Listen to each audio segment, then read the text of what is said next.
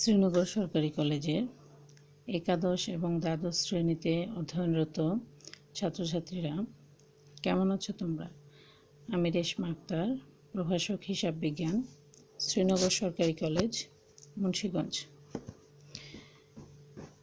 গত সপ্তাহে শনিবার তোমাদের সাথে আমার উৎপাদন ব্যবস্থাপনা ও বিপণন প্রথম পত্রের পঞ্চম অধ্যায় অর্থাৎ উৎপাদন ব্যবস্থাপনা নামের অধ্যায়ের উপর প্রথম ক্লাস অনুষ্ঠিত হয়েছিল। তারই ধারাবাহিকতায় আজকে এই একই অধ্যায়ের দ্বিতীয় ক্লাস। আমরা পূর্ববর্তী দিন ক্লাসে পড়েছিলাম উৎপাদন ব্যবস্থাপনা কী এবং পণ্য কী, পণ্যের বৈশিষ্ট্য। আমরা আজকের ক্লাসে পড়ব পণ্যের শ্রেণীবিভাগ। পণ্যের শ্রেণীবিভাগের মধ্যে আমরা আজকের ক্লাসে পড়ব ভোগ্য পণ্য এবং ভোগ্য পণ্যের শ্রেণীবিভাগ। ভোগ্য পণ্য হলো সেই সমস্ত পণ্য যে পণ্যগুলো সাধারণত ক্রেতারা তাদের দৈনন্দিন ভোগের প্রয়োজনে বা দৈনন্দিন জীবনযাপনের প্রয়োজনে কিনে থাকে, অর্থাৎ ভোগের জন্য কিনে থাকে, পুনঃব্যবহার বা বিক্রয়ের উদ্দেশ্যে নয়। যেমন চাল, ডাল, সাবান, শ্যাম্পু, টুথপেস্ট, ব্রাশ ইত্যাদি। ক্রেতাদের ক্রয়ের ধরনের উপর ভিত্তি করে ভোগ্য পণ্যকে 4 ভাগে ভাগ করা যায়। তার মধ্যে প্রথম ভাগটি হলো সুবিধা পণ্য, দ্বিতীয় ভাগটি হলো শপিং পণ্য, তৃতীয়টি বিশিষ্ট পণ্য এবং চতুর্থটি অযাচিত পণ্য। তো প্রথম ভাগটি ছিল সুবিধা পণ্য। সুবিধা পণ্য হলো যে সমস্ত পণ্যগুলো ক্রয়ের ক্ষেত্রে ক্রেতারা বেশি চিন্তা ভাবনা করে না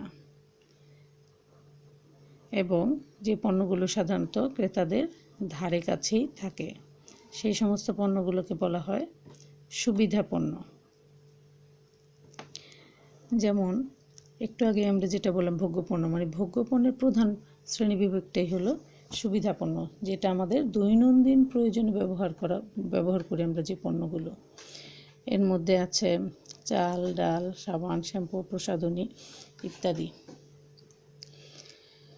সুবিধা পণ্যকে আবার 3 ভাগে ভাগ করা যায়। একটা হচ্ছে প্রধান বা অত্যাবশ্যকীয় পণ্য, দ্বিতীয়টি হচ্ছে লোভনীয় পণ্য এবং তৃতীয়টি হচ্ছে জরুরি পণ্য। তাহলে দেখি আমরা প্রধান পণ্য কাকে বলে। প্রধান বা নিত্য প্রয়োজনীয় পণ্য, যে পণ্যগুলো ক্রয়ের ক্ষেত্রে আমরা ক্রেতারা বেশি চিন্তা ভাবনা করি না, অর্থাৎ দাম বা মানের দিকে না তাকিয়ে নিত্য প্রয়োজনীয় ব্যবহার্য দ্রব্য হিসেবে কিনতেই হবে তাই কিনে নিই। যেমন চাল, ডাল, যেগুলো না হলে মানুষের জীবনযাত্রা চলে না, সাবান, শ্যাম্পু, টুথপেস্ট, লবণ ইত্যাদি।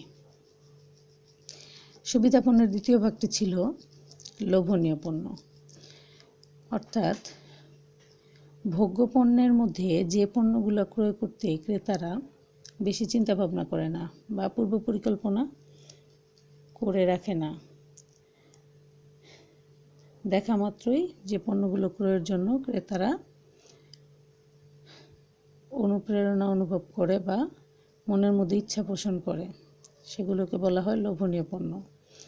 যেমন চকলেট, আইসক্রিম, যে সমস্ত লোকেরা ম্যাগাজিন পড়তে ভালোবাসে তাদের ক্ষেত্রে ম্যাগাজিন লোভনীয় পণ্যের আওতায় পড়ে।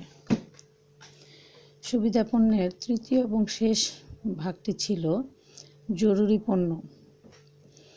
ভোগ্য পণ্যের মধ্যে যে পণ্যগুলো ক্রয়ের ক্ষেত্রে ক্রেতারা চিন্তা ভাবনা করার কোনো সুযোগই থাকে না বা দাম তুলনা করার কোনো সুযোগ তারা নেয় না, সেগুলোকেই বলা হয় জরুরি পণ্য।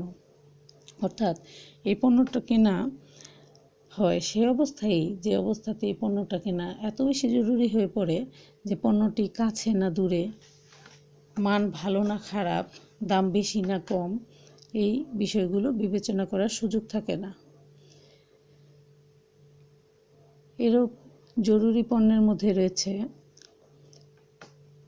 বৃষ্টির সিজনে ছাতা, অসুখের সময় ওষুধ। যখন এই প্রয়োজনগুলো সামনে চলে আসে তখন কোনো কিছু চিন্তা ভাবনা না করে ক্রেতারা সেই পণ্যটি যে কোনো মূল্যে সংগ্রহ করতে চায়। আমাদের ভোগ্য পণ্যের দ্বিতীয় ভাগটি ছিল শপিং পণ্য। শপিং পণ্য হলো সেই সমস্ত পণ্য যে পণ্যগুলো ক্রয় করার জন্য ক্রেতারা পূর্ব থেকে পরিকল্পনা করে, অনেক চিন্তা ভাবনা করে, পণ্যের মান বিবেচনা করে এবং দাম যাচাই করে তারপরে সেই পণ্যগুলো ক্রয় করে। শপিং পণ্য আবার দুই রকমের, ফ্যাশন পণ্য এবং সেবা পণ্য। ফ্যাশন পণ্য হলো এমন পণ্য যে পণ্যগুলো ক্রয় করার সময় তারা দেখে যে বাজারে সেই পণ্যের নতুন কি মডেল আসছে এবং সেই মডেল বিভিন্ন শোরুমে ঘুরে দেখে সেই মডেলটা কোন শোরুমে দাম কেমন, যেন সে তার সেই শপিং পণ্যটি তুলনামূলক ভালো মানের কিন্তু কম দামে ক্রয় করতে পারে। এই সমস্ত ফ্যাশন পণ্যের মধ্যে রয়েছে দামি গাড়ি, দামি ঘড়ি, দামি মোবাইল, আসবাবপত্র ইত্যাদি। শপিং পণ্যের দ্বিতীয় শ্রেণী বিভাগটি ছিল সেবা পণ্য। সেবা পণ্যের এবং শপিং পণ্যের ফ্যাশন পণ্যের মধ্যে তেমন কোনো পার্থক্য নেই, দুইটাই শপিং পণ্যের সাবসেকশন। তবে সেবা পণ্যের ক্ষেত্রে যে বিষয়টা ক্রেতারা সাধারণত মন থেকে চায় সেটা হলো ক্রয় পরবর্তী সেবা। অর্থাৎ শপিং পণ্য বা ফ্যাশন পণ্যের ক্ষেত্রে যেমন পণ্যটি ক্রয় করার ক্ষেত্রে পণ্যের মান বিবেচনা করে, পণ্যের দাম বিবেচনা করে, এই ক্ষেত্রে আরেকটি তাদের রিকোয়ারমেন্ট বা চাহিদা অন্তর্ভুক্ত হয়, সেটা হলো ক্রয় পরবর্তী সেবা।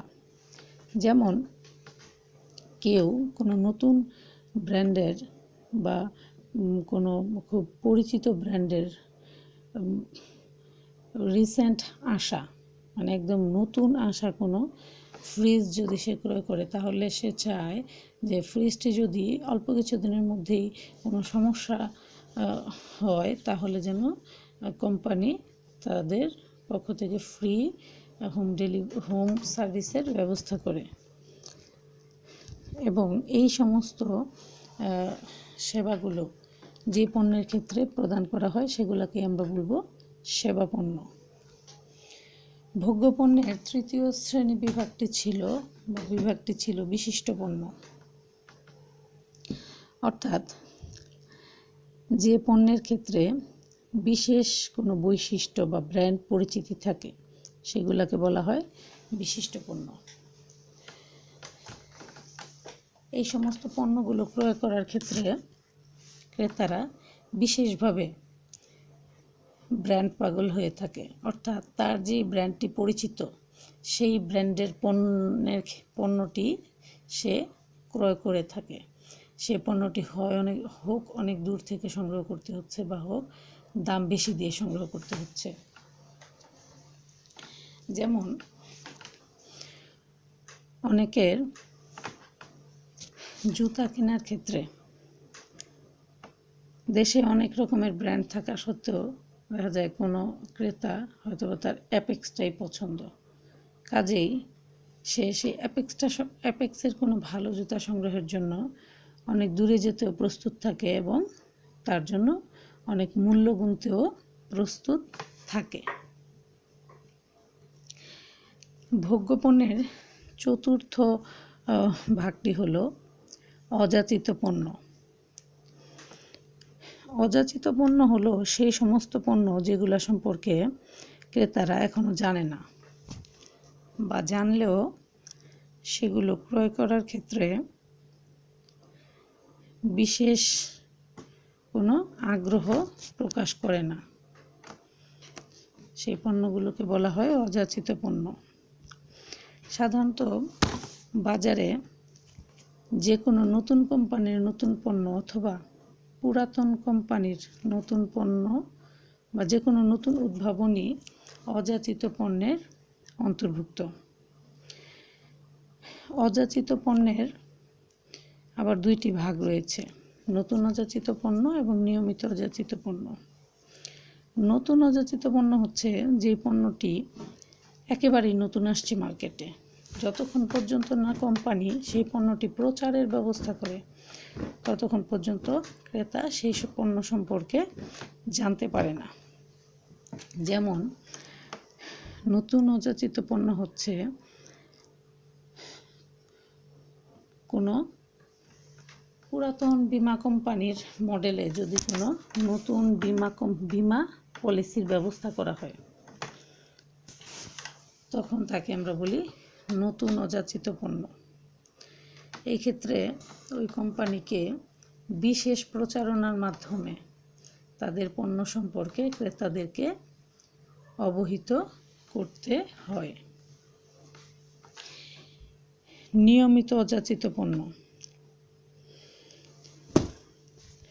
এমন কিছু অযাচিত পণ্য আছে যেসব পণ্য সম্পর্কে ক্রেতারা জানে কিন্তু ক্রয়ের জন্য বিশেষ কোনো আগ্রহ প্রকাশ করে না, তাদেরকে আমরা বলবো নিয়মিত অযাচিত পণ্য।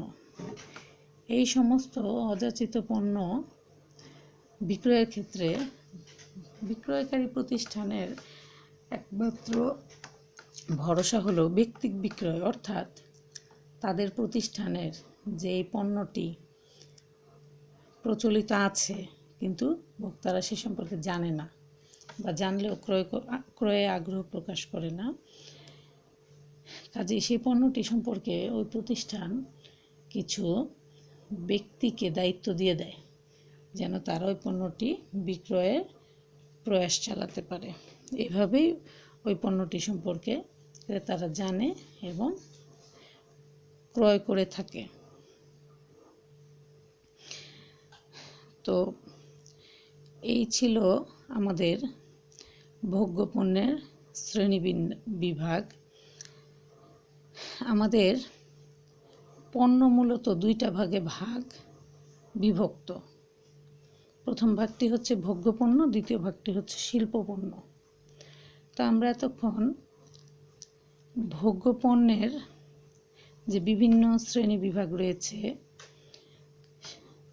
বিশেষ করে প্রধান চারটি যে শ্রেণী বিভাগ রয়েছে, সুবিধা পণ্য, শপিং পণ্য, বিশিষ্ট পণ্য এবং অযাচিত পণ্য। ভোগ্য পণ্যের এই প্রধান চারটি শ্রেণী বিভাগ এবং সাথে সাথে সেই চারটি ভাগের আবার যে উপবিভাগ আছে সেগুলো সম্পর্কে কিছুটা ধারণা পাওয়ার চেষ্টা করলাম। তো প্রিয় ছাত্রছাত্রীরা, আমরা পণ্যের যে দ্বিতীয় শ্রেণী বিভাগ বা পার্ট শিল্প পণ্য, সেটা সম্পর্কে আমরা পরবর্তী ক্লাসে একই দিনে একই সময়ের ক্লাসে আলোচনা করব। তো প্রিয় ছাত্রছাত্রীরা, এই ছিল আজকে আমাদের পণ্যের শ্রেণী বিভাগের উপর আলোচনা। তো তোমরা সবাই ভালো থেকো। পরবর্তী ক্লাস পর্যন্ত তোমরা সবাই ভালো থাকো সেই আশাবাদ ব্যক্ত করে আজকের অনলাইন ক্লাস এখানেই শেষ করছি। ধন্যবাদ সবাইকে।